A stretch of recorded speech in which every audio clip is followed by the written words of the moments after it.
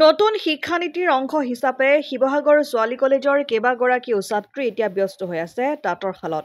অসমীয়া কাপোৰ বোৱা কটা শিকিছে তেওঁলোকে। কলেজৰ শ্ৰেণীকোঠা এৰি তেওঁলোকে বিগত 2 সপ্তাহৰো অধিক সময় ধৰি শিৱসাগৰ চহৰৰ সমীপৰ যোগ টেক্সটাইল নামৰ এটি তাঁতশাল উদ্যোগত ইণ্টাৰ্ণশ্বিপত লৈছে অংশ। কলেজত অসমীয়া আৰু বুৰঞ্জী অধ্যয়ন কৰি থকা ছাত্ৰীসকলে এতিয়া এইদৰে নিজকে ব্যস্ত কৰিছে তাঁতশালত। এই ইণ্টাৰ্ণশ্বিপত কলেজখনৰ 18 গৰাকী ছাত্ৰীয়ে অংশগ্ৰহণ কৰিছে। জীৱনত প্ৰথমবাৰৰ বাবে তাঁতশালত বহি এই চহৰীয়া ছাত্ৰীসকলে শিকিছে বোৱা কটাৰ প্ৰতিটো সৰু বৰ কথা।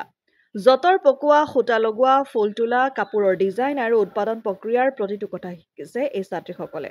হাতে কামে শিকাৰ এই অভিজ্ঞতাই ছাত্ৰীসকলৰ আত্মবিশ্বাসৰ লগতে অসমীয়া বয়নশিল্পৰ প্ৰতি বৃদ্ধি কৰিছে তেওঁলোকৰ আগ্ৰহ। ইমানেই নহয়, ছাত্ৰীসকলে এই ইণ্টাৰ্ণশ্বিপৰ সময়ছোৱাত আধুনিক বস্ত্ৰ সম্ভাৰ তৈয়াৰ কৰাৰ বাবে প্ৰয়োজনীয় কাটিং আৰু টেইলৰিঙৰো লৈছে প্ৰণালীবদ্ধ প্ৰশিক্ষণ।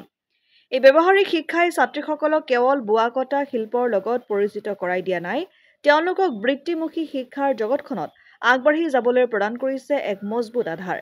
সমান্তৰালভাৱে এই পদক্ষেপে অসমীয়া বয়নশিল্পৰ জগতলৈ উচ্চ শিক্ষিত দক্ষ মানৱ সম্পদৰ আগমন সুনিশ্চিত কৰাৰ লগতে এই শিল্পক নতুন প্ৰাণ দিব বুলি আশাৰ সঞ্চাৰ কৰিছে।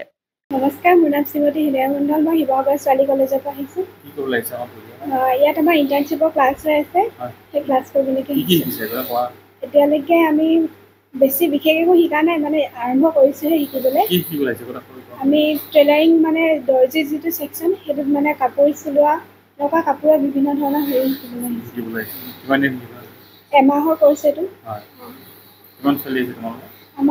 আমাৰ মানে কলেজৰ চবেই শিকি আছে, কিন্তু চবেই বেলেগ বেলেগকৈ শিকিছে আৰু আমি এতিয়া দৰ্জি ছেকশ্যনটো লৈছোঁ কাৰণে আমাৰ ডিপাৰ্টমেণ্টৰ পৰা আমি মুঠ 10জনী ছোৱালী আহিছোঁ। এইটো শিকিবলৈ মানে ভাবিলোঁ যিটো আমি কৰিব পাৰিম বা ভৱিষ্যতলৈ যাতে আমাৰ কামত আহিব, তেনেকুৱা কিবা এটা শিকিলে যাতে ভাল হয় আৰু এইটো আমাৰ মানে কলেজত যিটো পেপাৰ আছে মানে পেপাৰ লগতে ৰিলেটেড, সেইকাৰণে আমাক এইটো শিকিবলগীয়া হৈছে। শিৱসাগৰৰ পৰা সৈয়দ মুস্তাকুৰ ৰহমানৰ ৰিপৰ্ট, অসম আদিত্য।